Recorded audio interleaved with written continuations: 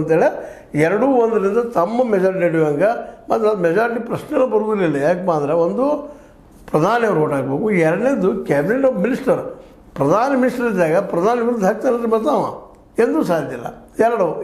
ಒಂದು ವಿರೋಧ ಪಕ್ಷದವರ ಏನು ವಿರೋಧ ಮಾಡಿ ಏನು ಮಾಡ್ತೀರಪ್ಪ ನೀವು, ಸ್ಟ್ಯಾಂಡ್ ಆಗೋದಿಲ್ಲ ಅಂದಾಗ ಸರ್ ನಾವು ಮಾಡ್ತಾ ಹೋಗ್ಬೋದು ನಾವು ನೋಡ್ತಾ ಇದ್ದೀವಿ. ಅಂದ್ರೆ ಇದರ ಅರ್ಥ ಏನಪ್ಪ ಅಂತಂದ್ರೆ ಬೋಗಸ್ ಓಟಿಗಿಂತ ಮುಂದಿಂದು ಗಿಗ್ಗಿಂಗ್ ಇದ್ದು ಒಟ್ಟಲ್ಲಿ ಅವರು ಬರ್ತಾರೆ ಸಮಯದಲ್ಲಿ ಹಾಕ್ತಾರೆ ಹೋಗಿಬಿಡ್ತಾರೆ.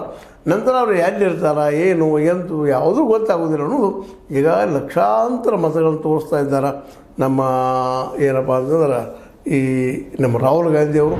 ಇದರಿಂದಾಗಿ ಜನ ನಾಡಿನ ತುಂಬ ದೇಶದ ತುಂಬ ಎಲ್ಲರೂ ಹೌದು ಅವ್ರು ಹೇಳೋದ್ರಲ್ಲಿ ಕರೆ ಐತಲ್ಲ, ಗೆಲ್ಲೋದು ಸುಲಭ ಐತಿ. ಡೈರೆಕ್ಟಾಗಿ ಮತದಾನ ಮಾಡಿಕೊಂಡು ಮತದಾರ ತಮ್ಮ ಹಿಡ್ಕೊಂಡು ಆ ಮತದಾನ ತರೋದು ಓಟ್ ಹಾಕ್ಸೋದು ಹೋಗಿಬಿಡೋದು. ನಂತರ ಅವ್ರು ಎಲ್ಲಿರ್ತಾರೋ ಗೊತ್ತಿಲ್ಲ. ಇಂಥ ಒಂದು ಪ್ರಸಂಗ ಇವತ್ತು ಅನೇಕ ವೋಟರ್ಗಳು ಎಲ್ಲಿರ್ತಾರೆ ಅವ್ರ ನಿಜವಾದ ಅಡ್ರೆಸ್ ಎಲ್ಲದನ್ನೋದು ಕಂಡು ಹಿಡಿದಷ್ಟೇ ಕಷ್ಟ ಆಗಿಬಿಟ್ಟದ. ಅದಕ್ಕಾಗಿ ಈಗ ಮುಖ್ಯವಾಗಿ ನಮ್ಮ ಈ ರಾಹುಲ್ ಗಾಂಧಿಯವರ ಈ ಒಂದು ವಾದವನ್ನು ಮೊದಲಿಗೇನೋ ನಿರ್ಲಕ್ಷ್ಯ ಮಾಡ್ತಾಯಿದ್ರು, ಯಾಕೆ ಮತದಾನ ಕಳ್ತನ ಆಗ್ತದ್ರಿ ಹಾಗೆ ಹೇಗೆ ಅಂತೇಳಿ. ಇವತ್ತು ನಿಧಾನಕ್ಕೆ ಅವ್ರಿಗೂ ಅನಿಸ್ಲಿಕ್ಕೆ ಹೌದಲ್ಪ ಇದು ಆಗುವಂಗಾದ ಸಾಹಿತ್ಯ ಅಂತೇಳಿ.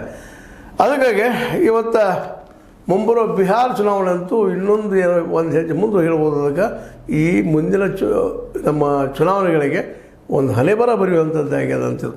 ಯಾಕೆ ಬಿಹಾರದಲ್ಲಿ ಏನಾದರೂ ಗೆದ್ದರೆ ಮೆಜಾರಿಟಿ ಮಾಡಿಕೊಂಡ್ರೆ ನಿಶ್ಚಿತವಾಗಿಯೂ BJP ಕೆಟ್ಟ ಕಾಲ ಶುರು ಆಯ್ತಪ್ಪ ಅನ್ನೋದ್ರಲ್ಲಿ ಎರಡು ಮಾತಿಲ್ಲ. ಯಾಕೆ ಮುಂಬರುವುದಲ್ಲೇ ಅದರ ನಂತರ ವೆಸ್ಟ್ ಬೆಂಗಾಲದ ಮುಖ್ಯ ರಾಜ್ಯಗಳಿದೋ ಅಲ್ಲೆಲ್ಲ ಎಲೆಕ್ಷನ್ ನಡೀತಪ್ಪ ಅಂತ